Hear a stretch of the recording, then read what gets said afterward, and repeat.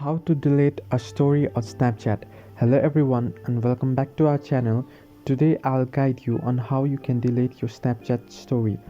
Open the app, make sure you are logged into your account and go to your profile by tapping on the profile icon that you can find on the top left of your screen.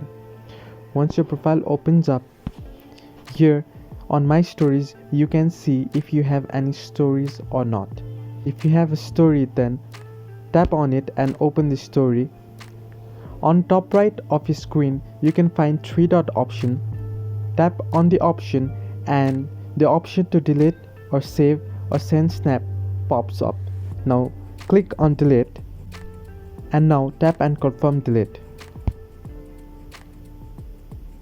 And now you can see that there is no story on my account.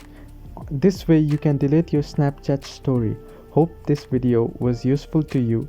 Like and subscribe, and do not forget to leave a comment down below.